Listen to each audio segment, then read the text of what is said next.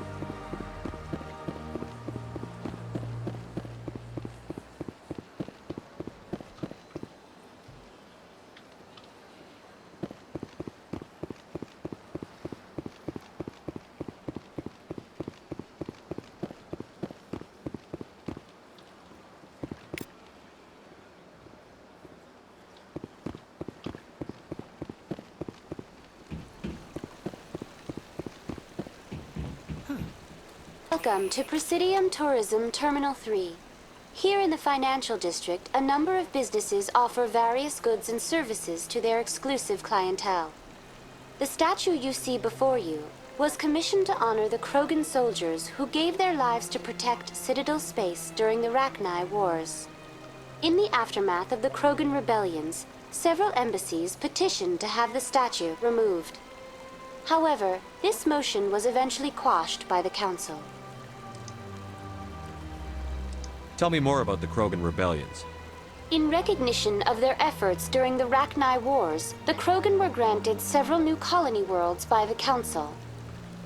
Over the next 400 years, the Krogan species began to expand. Blessed with an extremely high birth rate, their numbers began to swell. Faced with a critical overpopulation crisis, the Krogan started a violent colonization of nearby worlds inhabited by other Council species. The Krogan rebellions had begun. For a full century, the Council and its member species fought to bring the Krogan under control. With the aid of the newly discovered Turian Empire, they were ultimately successful.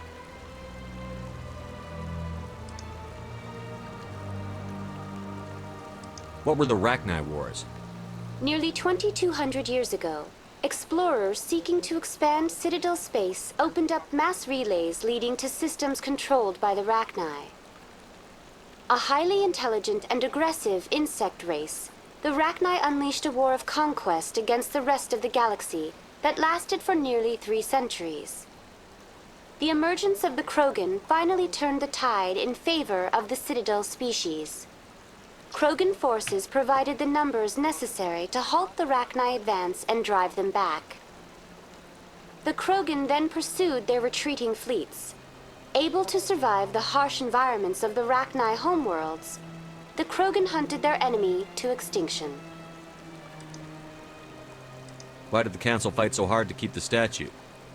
The Krogan were instrumental in saving the galaxy from the Rachni threat. The Council believed this historical fact should not be forgotten. The Council also hoped that preserving the memorial would improve diplomatic relations with the Krogan and bring about a peaceful resolution to the rebellions. Unfortunately, the Krogan refused to negotiate and only surrendered after their population and homeworlds had been ravaged by the Turians. Sounds like they got what they deserved. I am sorry, but a value judgment of that nature goes beyond my programming. That's all for now. Thank you for using Avina. Have a pleasant day.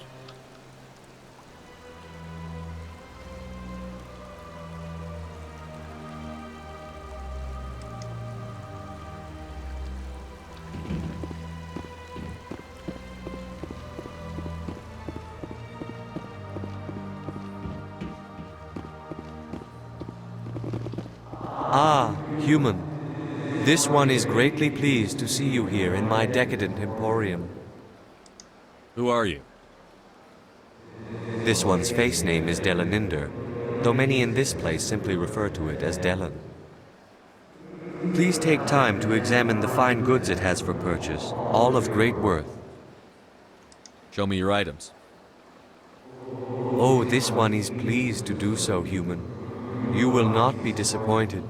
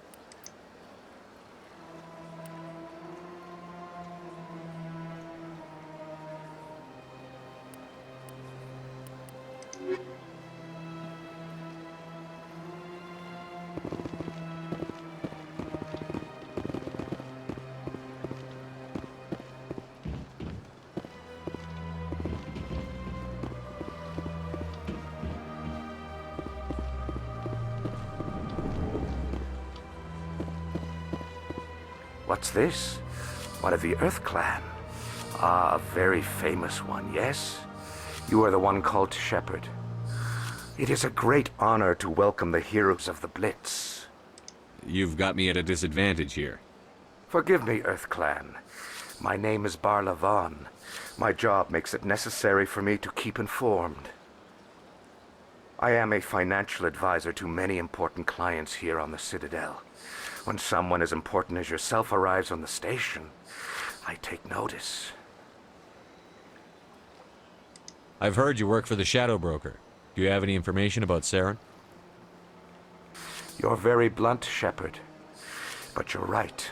I am an agent for the Shadow Broker, and I do know something about Saren. I hear your information can be expensive. Normally, this information would cost a small fortune, but these are exceptional circumstances, so I am going to give it to you for free. What's the catch? There is no catch. The Shadow Broker is quite upset with Saren right now. They used to do a lot of business, until Saren turned on him. That's what happens when you deal with a traitor like Saren. No matter what you think of Saren, he's not stupid. He knows the Shadow Broker is a valuable ally. Turning on him doesn't make sense, not unless something huge was at stake. I don't know the details, but the Shadow Broker hired a freelancer to deal with it, a Krogan mercenary. How do I find him? I heard he was paying Citadel security a visit. If you hurry, you can probably catch him before he leaves the C-Sec Academy. Isn't it strange that a Krogan would want to speak with C-Sec? Very. However, I doubt the visit was entirely his choice. You'll need to speak with him if you want to know more. What's it like living here on the Citadel? The station is without a doubt the greatest wonder in the galaxy. It is a technological marvel, but its true splendor goes much deeper than the hull and engines. From the Presidium to the wards, the entire station is a testament to the success of the Council. All the species of Citadel spaced together in a single, strong community. What makes the Presidium so special? It is the political center of Citadel space. 80% of all intelligent species in the known galaxy acknowledge the Council's authority on interstellar matters.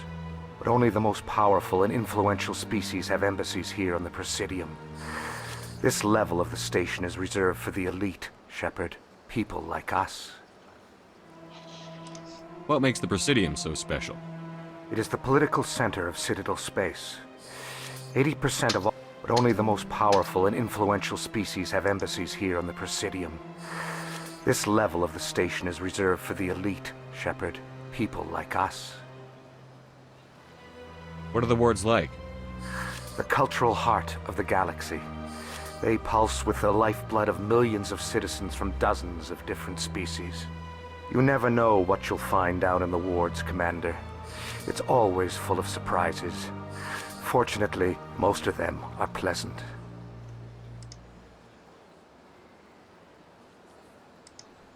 Tell me more about the Shadow Broker. Most people think I deal in finances, but my real currency is knowledge. I trade information, and it has made me very wealthy. But the Shadow Broker is the true master. Every day he buys and sells secrets that could topple governments, always giving them to the highest bidder. Yet somehow he never seems to upset the natural balance of power. All those secrets being passed around seem to even out. Nobody ends up with an advantage in the end. Any guess what his identity might be? I don't know. Nobody does. The Shadow Broker could be any race, any gender. I have a theory that it's actually an entire group working under one identity. How else could they juggle so many contacts at the same time?